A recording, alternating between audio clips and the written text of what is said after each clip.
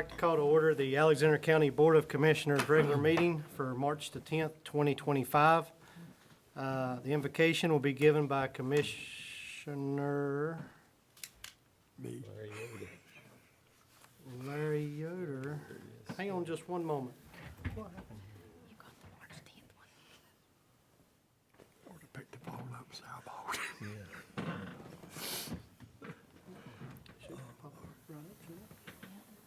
I heard you talking about the lights on the buses, what they want to do is put those things on the wall when you go out, they shut off.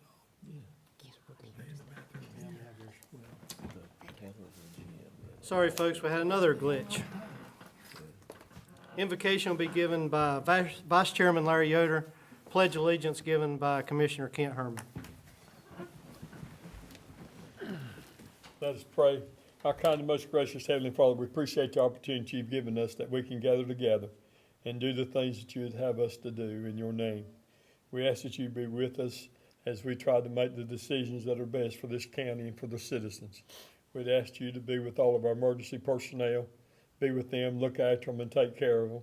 Be with our leaders across the state and the nation and across the world to help them to understand, to bring peace and harmony throughout this world. We'd ask you to bless each and every one's here tonight, be with them, lead them, guide them, and protect them on their way home tonight. For we ask all these things in thy name. Amen. Amen. Attention, salute, pledge. I pledge allegiance to the flag of the United States of America and to the republic for which it stands, one nation, under God, indivisible, with liberty and justice for all.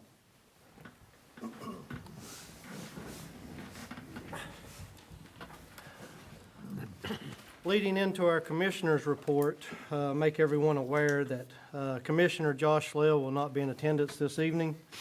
He has chosen to attend the Bethlehem Elementary 100th year celebration, which is understandable. Does any commissioner have a report this evening?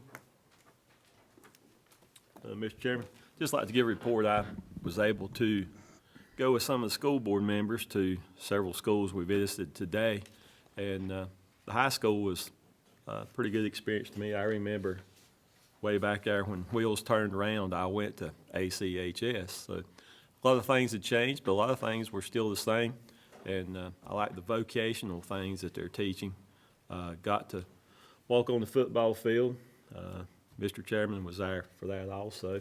And we've seen the new track. They've got the field finished at the high school and all of that. So it was a good time for, school board commissioners, and Eddie Settle, Blair Edens also met with us. So good time just to come together, kind of away from everything else and get together. But it was good. Even in the rain, it's kind of stopped after we made our first visit. So that was good. So just want to give everybody an update on that.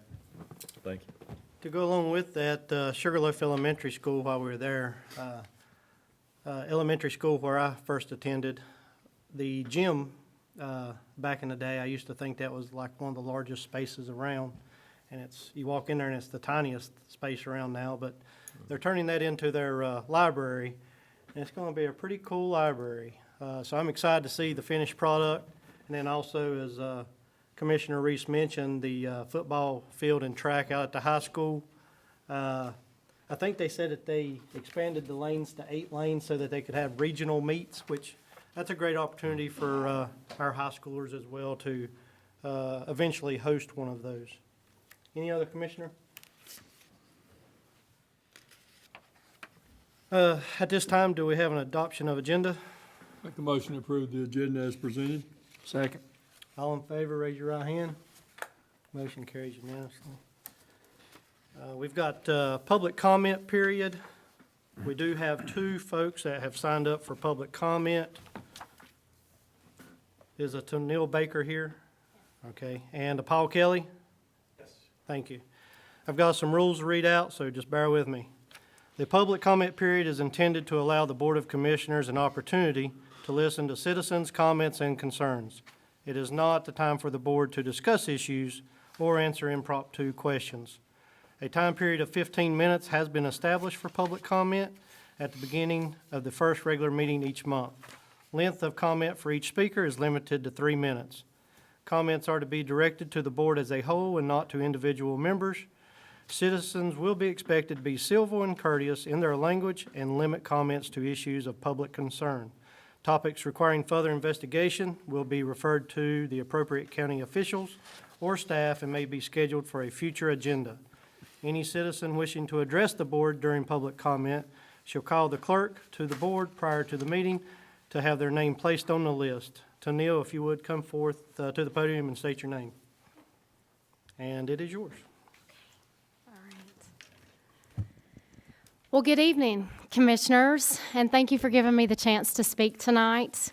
My name is Tanil Baker. I stand before you today not just as a small business owner, not just as an educator, but as a lifelong resident of Alexander County. My husband, Todd, and I are deeply invested in the community's present and future of Bethlehem. I'm here to voice my strong opposition to the proposed incorporation of our community, an effort that, from where I stand, threatens the very community my husband and I have dedicated our lives to serve. As a small business owner, I know how tough it is to keep things running. Every extra expense cuts into our ability to stay open and serve our customers. Incorporation would bring more taxes, more fees, and more red tape, all in the name of forming a new government that we just don't need. These costs won't stop with me. They'll hit every small business, every family, and every household in Alexander County. But I'm not just a business owner, I'm an educator. Our schools are already facing challenges with declining student enrollment. Fewer students can lead to reduced state funding, school consolidations, and fewer programs and opportunities for children who remain. Every day, I work with the next generation. These kids who will one day shape this community's future. I want them to grow up in a thriving, supportive community, one that welcomes new opportunities instead of pushing them away. What makes this even more frustrating is the lack of transparency from those pushing the effort. Those leading the charge seem more focused on selling the idea than answering tough questions from the people who will bear the burden. Realistic breakdowns are hard to come by. If this proposal is truly in the best interest of the people, why are the facts so hard to find? The people of Bethlehem deserve honesty, not half-truths and hidden agendas. Thank you to the hundreds of residents who submitted comments to the North Carolina Treasury Department. Although the decision was recently made to withdraw and delay the incorporation process, unfortunately, the initiative is not over. So I'm asking you, county leaders, to take a stance and let your voices be heard. You represent the whole county, and incorporation will have lasting ramifications on all residents of Alexander County.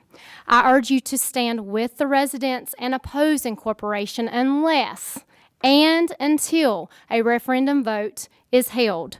The future of our community shouldn't be determined by a select few. It should be decided by the people who live here, work here, and raise their families here. To keep residents informed and engaged in this critical issue, please visit our community website, BethlehemNC.com, and our Facebook page, Bethlehem Against Incorporation. Ryan Conrad also hosts a weekly podcast featuring local residents who share personal stories about our county and community. And again, guys, thank you for your time, your service, and leadership, and for hearing not just my voice, but the voices of so many who feel the same way. Thank you. Thank you. Mr. Paul Kelly, if you would state your name at the podium. Hi, I'm Paul Kelly.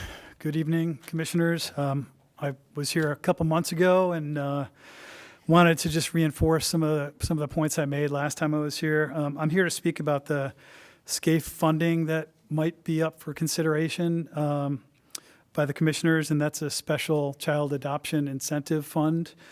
My wife and I are foster parents to an 8-year-old boy from Alexander County. He has been in our care for over 19 months and in DSS care for 5+ years. We are hoping to adopt him. when he was placed with us, very little information was shared with us from DSS concerning his diagnoses. We decided to take it upon ourselves to get him to a neuropsychologist and also a geneticist for evaluations. And we discovered he has an intellectual disability, low IQ, and also fetal alcohol syndrome.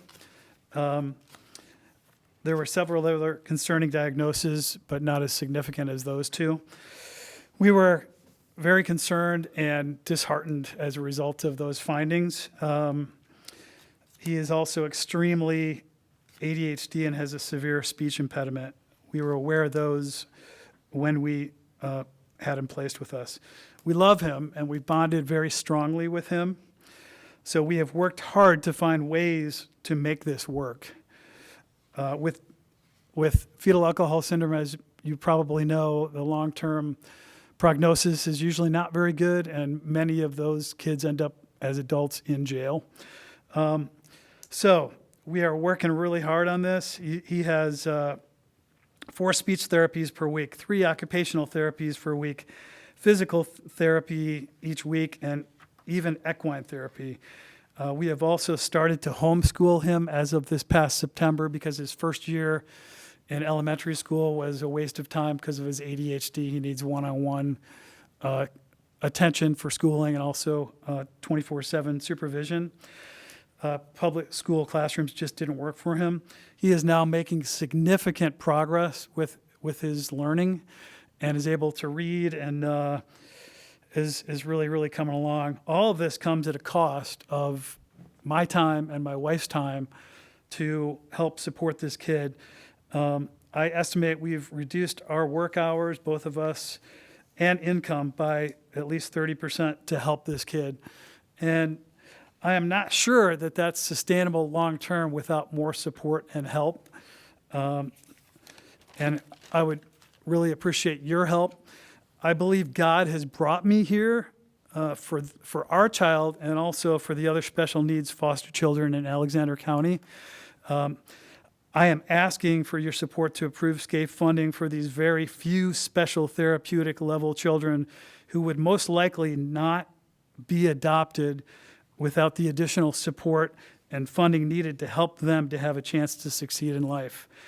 They would be lingering in the system, most likely in group homes or residential facilities that cost more money but don't help them progress and grow to be successful adults. These children deserve a chance to be adopted and part of a loving family, to be given the resources to help them overcome the disabilities they did not choose to have. So I'm asking for your help to consider this as these budget meetings go through, and I want to thank you for your time. Thanks, sir. Thank you.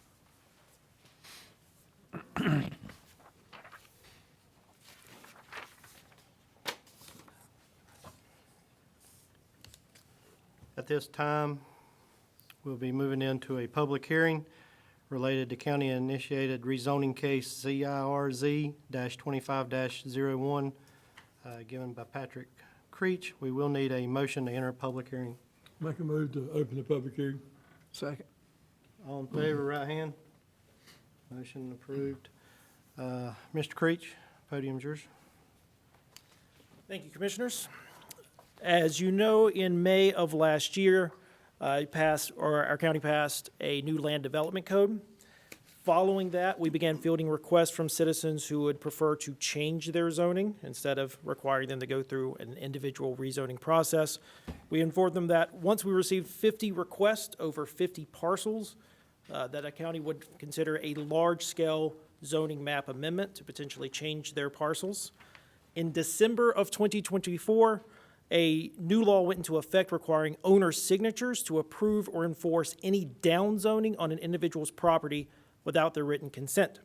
Downzoning is defined in the statute as decreasing development density or reducing land development uses. And the vast majority of these requests did fall under this definition, so the Planning Department began collecting signatures for residents who indicated an interest in county-initiated rezoning. In February, the Planning Department had collected the requisite number of requests in order to initiate large-scale large-scale rezoning. And in March of 2025, the planning board approved all of these requests. What we have done is to put them into categories to make understanding each request a little bit easier. So I'll start with the first few categories, and then I'll pass it over to Amy Bucknam, also in the planning department, to go over a few.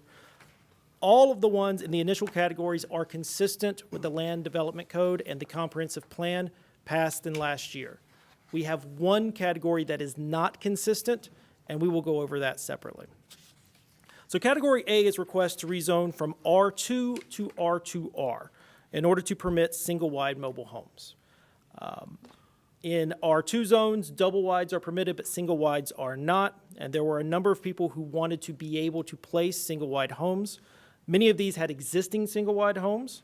They were informed that they could continue their nonconformity if they ever needed to replace those homes, but that, per the rules, they couldn't expand it. So if the homes didn't have the same dimensions, they would be limited to the original dimensions. So many of these would like to rezone that, and I did indicate in your packet which ones have existing single-wide mobile homes. Like I said, this is by far the largest category of people. Category B are requests to rezone from R1 to R2. R1 allows no mobile homes, while R2 allows double wides. And the people in these properties wanted to be able to place double wides potentially. Category C is to go from R1 to R2R. This is a bigger jump, but it was in order to place a single-wide mobile home. As a result of the fact that this is actually borders R2R zones, this would also be consistent with the comprehensive plan. Category D has to do with our waterfront residential districts. The waterfront residentials typically border the waterways in the southern part of the county. And as a result of subdivisions that have happened, some parcels no longer are part of larger parcels that actually border the water. So some are a little bit farther inland because they've been divided off. And those owners would prefer to be rezoned 1 to R2R and 1 to R2, so they would have fewer restrictions on their homes. Now I'm going to pass it over to Amy to go over the remaining ones that are consistent with the Land Development Code. I'll just point out that category E is missing. They all fell within the town of Taylorsville, so they're going to the Taylorsville Town Council. So category F is request to rezone to multi-use. The owners, the Cantrells, are proposing an event venue. Right now, they would be able to do it regardless because of bona fide farm exemption, but they wanted to all of these really wanted to make it more consistent with what is being done there. So they all have an existing commercial building or an existing commercial use going on there. So mixed use makes it more consistent. Category G, request to rezone to industrial, office, institutional, regional commercial, or community commercial. So this is kind of the all the rest category. The Bolicks originally were zoned what was formerly highway commercial, which would be similar to regional commercial. They have multiple adjoining parcels. One of them was zoned regional commercial, and they wanted the adjoining ones to be zoned regional commercial as well. The rest of them, again, have existing, the rest of them on this page, Brian Saxton, J.C. Scott, have existing uses there. So they wanted something more consistent with what's actually going on there. And Town Creek Real Estate Investment, they're wanting to go from residential to industrial. Those are both vacant parcels of land, and they adjoin other industrial properties. So we found them all to be consistent with the comprehensive plan in our land development code. Now, there's one category of homes, or I'm sorry, parcels that wanted to be rezoned that planning staff could not call consistent with the 2045 comprehensive plan. Those are in category H. These are 6 owners and 7 properties, and all of these fall in the Bethlehem area. The Bethlehem area is zoned in an urban services region and is largely R1 and R2 zones. these owners would prefer to be able to turn to R2 or R2R, largely to place manufactured homes. As a result of the urban services and trying to create more density in order to provide services, those were not allowed. The planning board did recommend rezoning these to R2 and R2R despite their inconsistency. They noted that the comprehensive plan still has the goal to expand affordable housing and felt that these were consistent with that. And that additionally, that they were consistent with the character of the existing neighborhood, even if they are inconsistent with the overall comprehensive plan.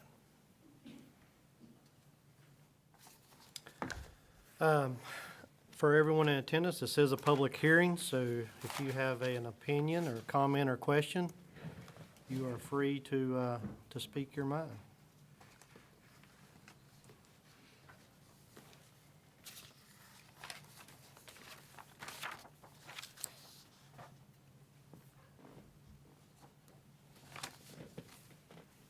Mr. Creech, in regards to items number, that's tagged in H, you said inconsistent, however, for the neighborhoods that those properties were in, it was consistent.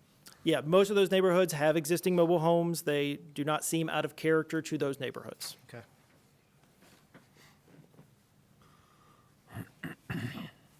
And as you can see on the map, there's one property that's literally at the northern boundary and is, borders an R2R zone just across the street. The rest of them are not particularly close to R2R, but again, it's, in order to be able to place affordable housing, the planning board did recommend them. Mr. Chairman, is this unusual for this many people to request something when it's zoning? We just updated this zoning, what was it? A year ago. A year ago. That this many people want to be taken back, or is that common for? I wouldn't argue that it's unusual. I mean, we did a county-wide rezoning, so, a lot of parcels. This is just 50, like a little bit more than 50, so we barely got that number after a year of people who were interested in rezoning. Some of this was kind of driven by certain people, especially concerned about the mobile home usage. That was primarily where we got most of the rezonings from. So, but no, I wouldn't argue that it's unusual. Okay, thank you.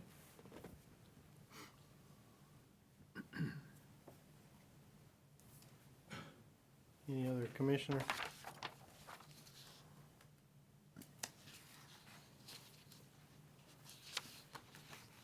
Thank you, Mr. Creech. No one in the audience. Do I have a motion? Any other discussion or comments from the board?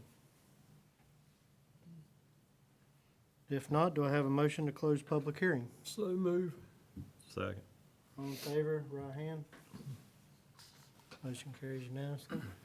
What would be the pleasure of the board?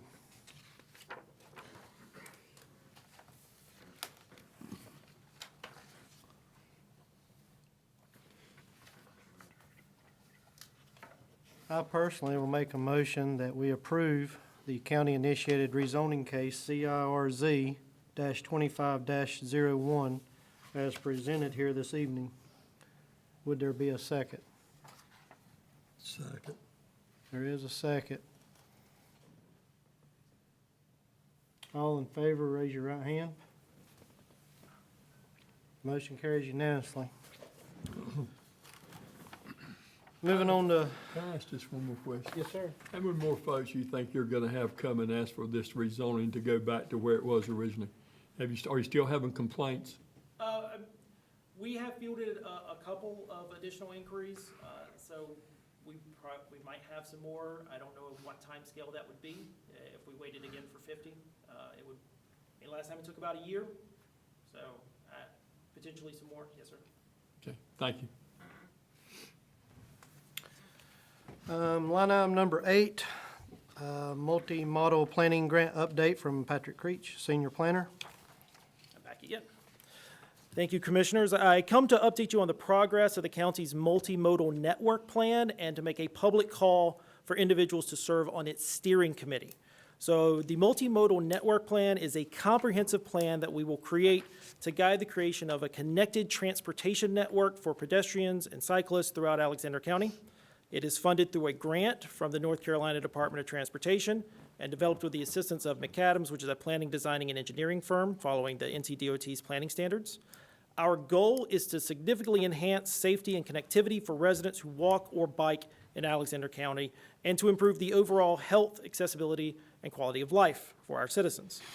At the end of this year-long process, we will deliver to you a plan with recommendations for policies and programs promoting connectedness in Alexander County.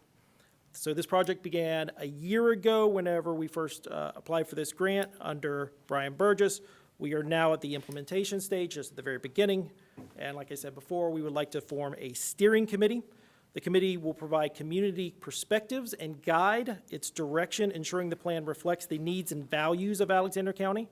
They will help set clear and achievable goals for the network. They will guide the identification and prioritization of specific projects such as sidewalks, greenways, bike lanes, etc. They will offer input on community engagement strategies to ensure an inclusive and meaningful participation of our citizens. And they will review assessments, draft recommendations, and review the final plan, which will be presented to you. This steering committee will meet 3 times throughout the planning process, and the meetings are designed to be structured and interactive and very goal-oriented. We will have virtual participation options for anybody's schedules.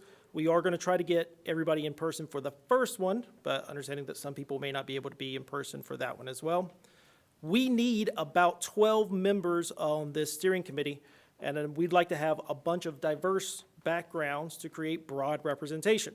So we are looking for public officials, law enforcement officials, elected officials, medical professionals, public health advocates, representatives from senior living facilities or senior-focused organizations, advocates for individuals representing persons with disabilities, school employees, especially those interested in improving routes to school, representatives from community organizations promoting physical activity, leaders from faith-based organizations, local churches, any bicycle or pedestrian advocates, local business owners or major employers, or any long-term residents who are knowledgeable about our local needs and our history. Final membership is subject to approval from the NCDOT, and if you are interested, our goal is to have our first meeting in mid-May, depending on the schedules of people that we have who will be serving. And if anyone is interested, they can contact me or Amy Bucknam or email us at planning@alexandercountync.gov. Thank you. I have a question. Yes, sir. How are you going to go about acquiring your members? So I'm going to be emailing different organizations. I believe we have put something up on the website. Is that correct, Mr. Harmon? And I'm going to beg if I have to. And this is for the entire county, not just one portion. That's exactly correct. It is for everybody. And we really would love to see representation from people around the county. That's where I'm going. Yes.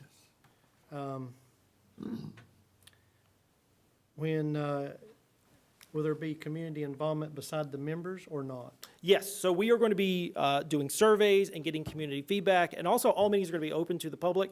And so if anybody wants to present information or anything of that sort, we will be inviting that. I have a request. Yes, sir.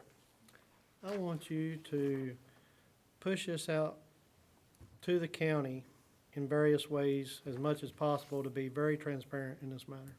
Absolutely. Thank you. That is the goal. Any other commissioner have anything? It's a DOT program that they've been trying to get communities to get involved in the last 2, 3, 4 years. And the TAC committee has talked about it, and some communities did and some didn't. And we tried to get people to do some things, but I think it's very important to make sure it's as diversified as possible. And I'm talking about throughout the county, because I think that's going to be a valuable asset, especially somewhere up along out toward Rocky Face and going up Rural Paved Road 1001 and those areas. And, I hope that the people will take in consideration that Alexander County is an absolutely beautiful county. And we need to advertise our county more and to make people aware that where these bike trails can be, especially going across the Brushy Mountains, up across 1001, across through there, up to Lenny's Mill, out across by the lake and stuff. And the there's a lot of opportunity there for bicycle riding, walking, tracks, and all type things. So, spread it out and be sure to call B86 and get on the radio, and you might want to get on the Bethlehem podcast and talk about it and find ways that we can really get the word out, because I think this would be something that a lot of us citizens in the county would really enjoy once they got acclimated to it. Sure. Thank you. Thank you.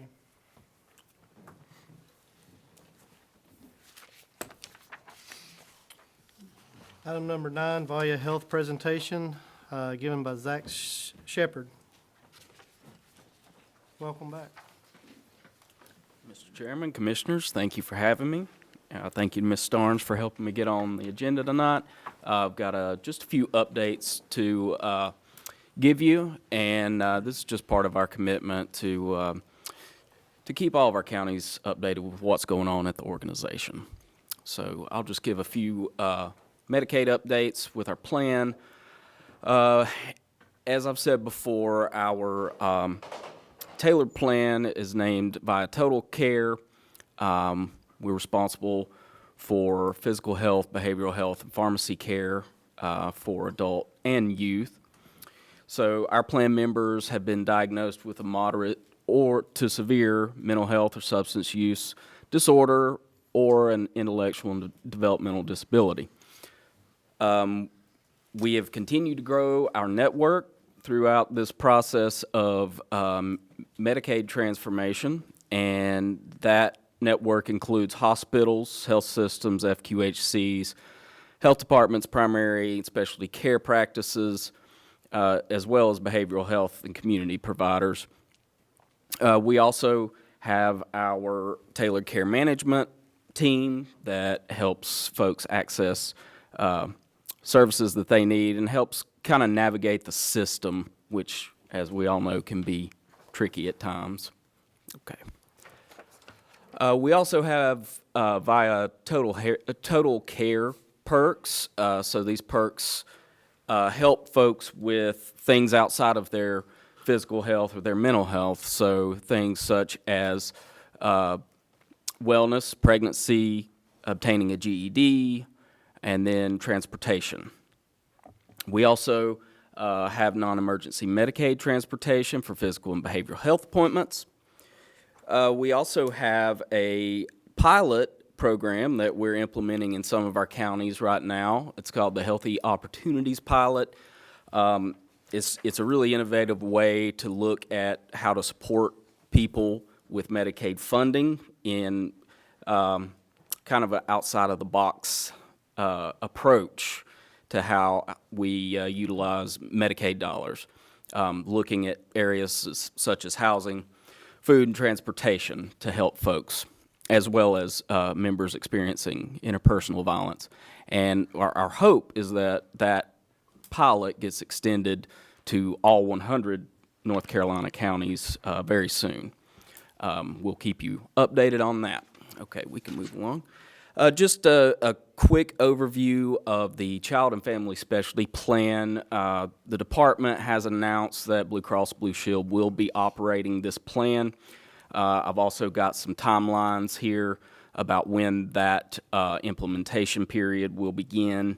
And this plan will be focused on children and families that are served by the foster care system. Okay. I wanted to just touch briefly on a really awesome thing that we've got going on following Hurricane Helene. So we've received a grant. It's called the Hope for NC grant, and as you know, the majority of our counties were highly impacted by Hurricane Helene. We still have lots of folks in our communities that are still struggling, and this is just another opportunity to help them out. And it's essentially putting boots on the ground, folks going door to door, helping folks affected by the storm and helping guide them to the resources that they need. And that includes working on their mental health, their stress, giving them emotional support. in the recovery process.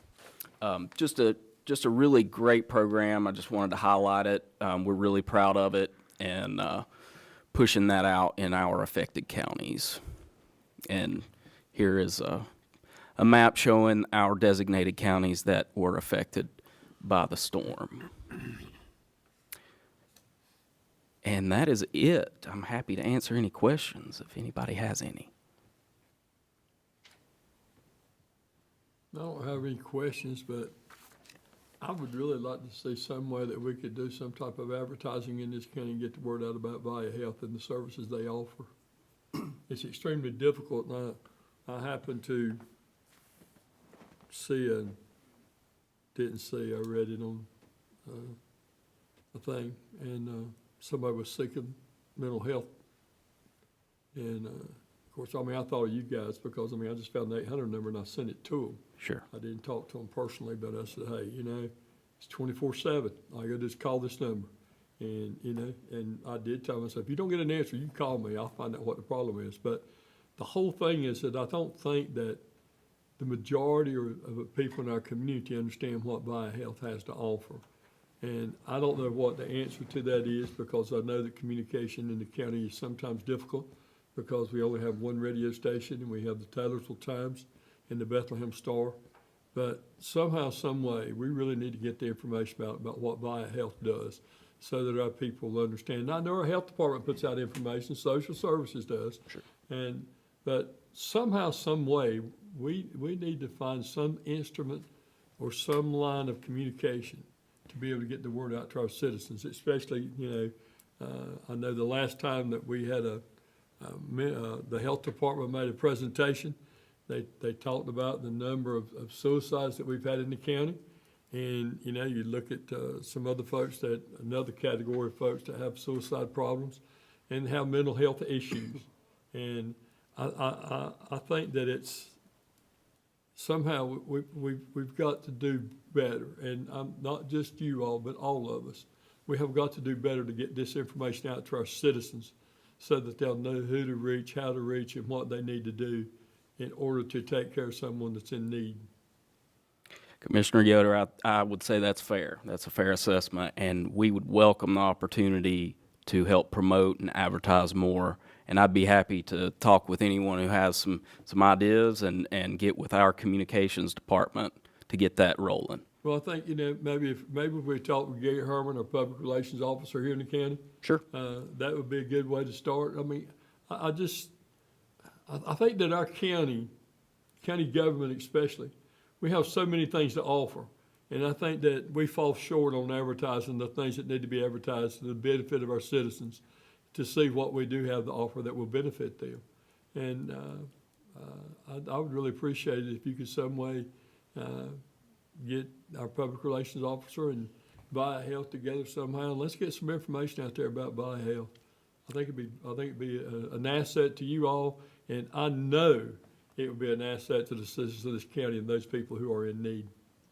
Yes, sir. I'll be happy to get with Mr. Herman. We'll discuss that and see what we can do. Yes, sir. Thank you. Thank you all. Appreciate it. Thank you. At this time, we will call upon Ben Falconberry, County Attorney, to bring forth selections of broker agent for property liability and workman's comp insurance. Good evening, Mr. Chairman and Commissioners.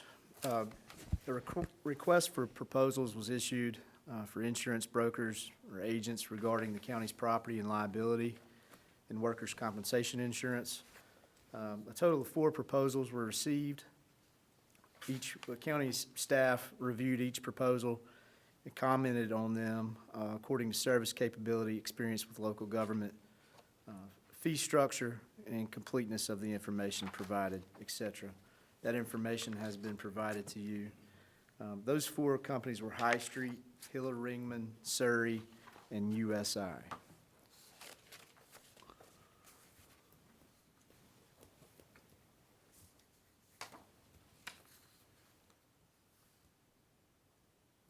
So we need to vote on what? We'll have to due to the time sensitivity, we will have to do some type of vote. Well, I was just looking at this thing, and the staff has recommended Surrey Insurance from Dobson.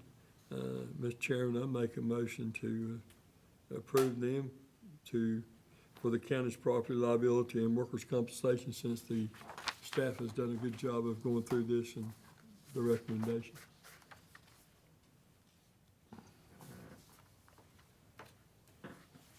Is there any other comments or a second? Mr. Chairman, I took a little bit of time and, looked through the ones that, the four here, Hiller Ringman, Surrey, and, the other ones. And, given the timeline, I'm not so sure that we can give these people that are not familiar with our book of business enough time to give a good quote. It takes pretty close to 60 days, and it's not just a house and a couple cars. They've got to go through, all the things that we have. I know we've got a motion on the floor, but I would recommend that we stay with Hiller Ringman, at least through this year, and then, see what happens from that. They are a local company.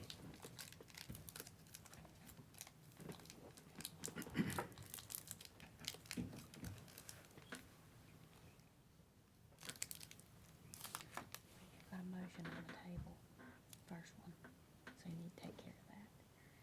You don't have to have a second. But our rules of procedure require a second. Mr. Chairman, we not have to vote on the first one first? Yes. Our- That's correct. That's what I was asking. Unless our Mr. clerk, Reese's motion was a motion to amend Mr. Yoder's, but they're two competing motions, so that's correct. We need So to we do do both need to first. finalize or whatnot on the first motion. Since there's no second in our rules, is there a second on the first motion? So that motion dies. That one dies.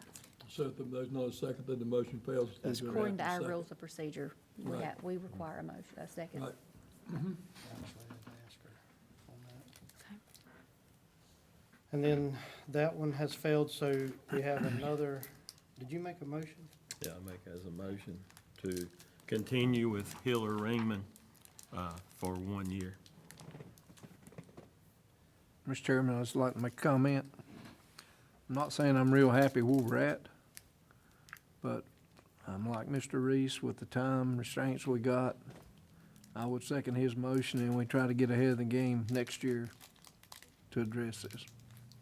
I have a question / comment myself then.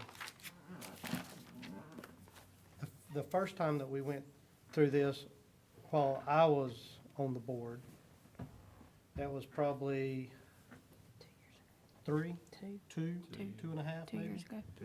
2.5 years ago, and it seems like it was an act of Congress to get information to any party that wanted to give, to want to be in the running or give quotes or whatnot.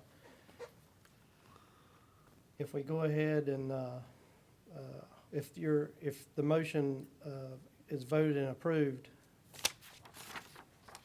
do we know how to go about making sure that this thing is more in a timely matter for the next, in the 1 year? To make sure that whatever information needs to be sent somewhere gets sent somewhere from whoever it is? Because I know we ran into that, and it was just terrible trying to get info to people. I mean, is that up to the county, or is that up to, Well, it's- I'm not an insurance specialist, so I'm Yeah. asking.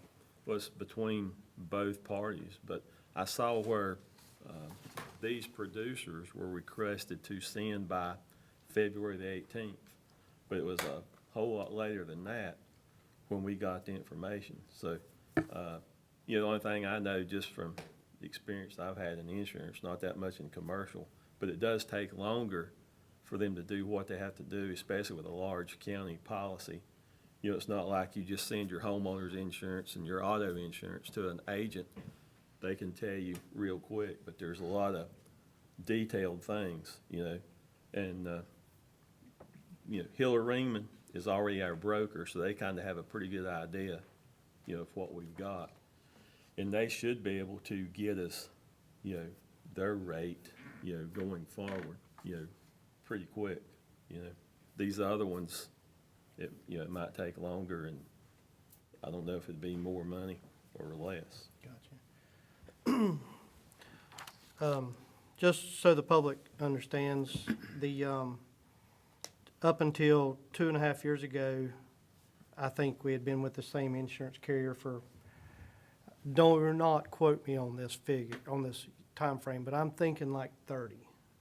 I could be wrong, but it was a very long time and nothing had been shopped out. So we're learning on this specific element ourselves, so we need to be on top of things prior to plenty of time. And it comes renewed every year at the same time, correct? Do we need to start, is there any policies or anything that governs on how far out we throw something to obtain the, what's it called? It's an acronym, isn't it? RFPs? Yeah, We could start- RFPs. We could start earlier. Do it earlier next year. As a county, we just need to Sure. put yeah. that on our agenda or calendar to get on top of that ahead of the game. Any other commissioners have any comments? If not, I'll call for a vote on the motion from Commissioner Reese in regards to staying with the broker that we currently have for 1 year. And Mr. Herman seconded the motion. All in favor, raise your right hand. All opposed? It's 3-1. Motion carries. Moving on to budget ordinance amendments 32 through 34 given by County Attorney Ben Falconberry. Thank you. I'll address each budget ordinance collectively, which would require one vote in these three budget ordinances. Budget ordinance number 32 is to amend the general fund to increase the 911 communications budget in order to use grant funds from the nonprofit Catawba Valley Community Foundation. Those funds will be used to purchase a utility terrain vehicle, equipment, and accessories.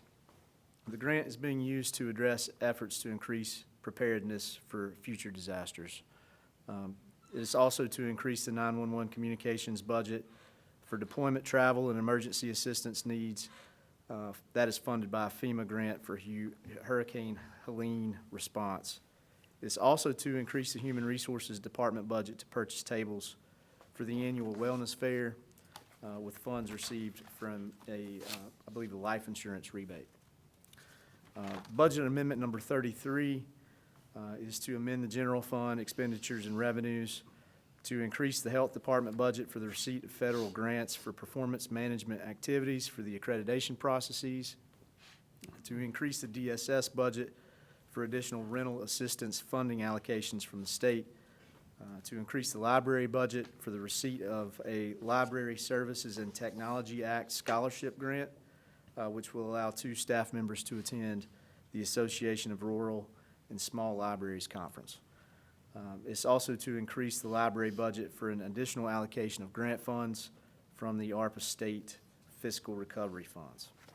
Budget amendment number 34 is to amend the Bowman Court Sewer Pump Station Project Fund and the County Water and Sewer Fund in the amount of $365,000.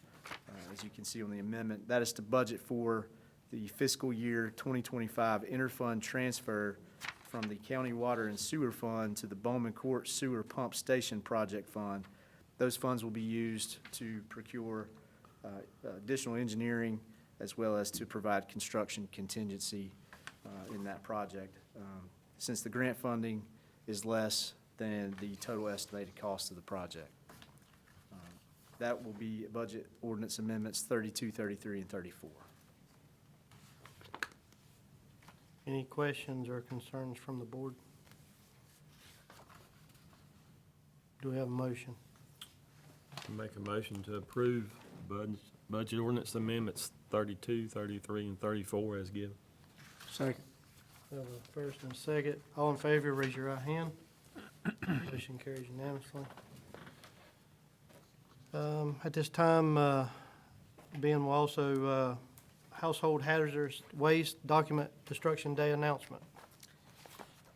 Thank you, Chairman. The biennial Alexander County Household Hazardous Waste Document Destruction Day will take place Saturday, May 3rd. That will be at the County Administration Building Parking Lot, 621 Lyle Down Road here in Taylorsville. The purpose of this event is to give our residents the opportunity to dispose of some environmentally hazardous, harmful materials which can be found in the household in the correct way, in a safe way. Some of the items that can be disposed include household cleaners, drain openers, some harmful chemicals, harsh chemicals, toilet bowl cleaners, those types of things, along with paint products, latex and oil-based paint, solvents, thinners, shellacs, etc. Some automotive products such as lead acid batteries, used motor oil, pesticides, and really miscellaneous items such as those other harmful chemicals, fluorescent bulbs, things that you typically can't just throw in the trash can that you roll out to the street. The document destruction truck will also be on site to shred any type of personal documentation. This is a free service that is being provided to the residents of Alexander County only. Businesses will not be allowed, with the exception of farmers. Farmers are welcome to dispose of insecticides and pesticides free of charge. Sponsors for this Household Hazardous Waste Day are the Alexander County Government, Alexander Cooperative Extension Service, and the North Carolina Department of Agriculture and Consumer Services. So we'd like to thank those sponsors. Again, the operating hours will be May 3rd between the hours of 8 a.m. to 12 p.m., and that is at the Alexander County Administration Building parking lot. Just to let the public know, and no vote required for that. That's just a FYI. I like this one because I see a lot of this stuff sitting around piled up at houses. And it's a great opportunity just to, so I think a lot of times people feel like they can't take it anywhere. So it just sits and builds up. But it's a great opportunity if they'll take the time to load it up, to get it to the site, and it won't cost them anything, which is great. At this time, you've seen the consent agenda. Do we have a motion to approve the consent agenda? So move. Second. All in favor, right hand. Motion carries unanimously. And Mr. Falconberry. At this time, pursuant to North Carolina General Statute 143-318.11A3 and 6, I ask the board for a motion to go into closed session to consult with an attorney employed or retained by the public body in order to preserve the attorney-client privilege between the attorney and the public body, and to consider the qualifications, competence, performance, character, fitness, conditions of appointment, or conditions of initial employment of an individual public officer or employee, or prospective public officer or employee, or to hear or investigate a complaint, charge, or grievance by or against an individual public officer or employee. I do not anticipate any action following closed session. Make a motion. Second. All in favor, right hand. Thank you.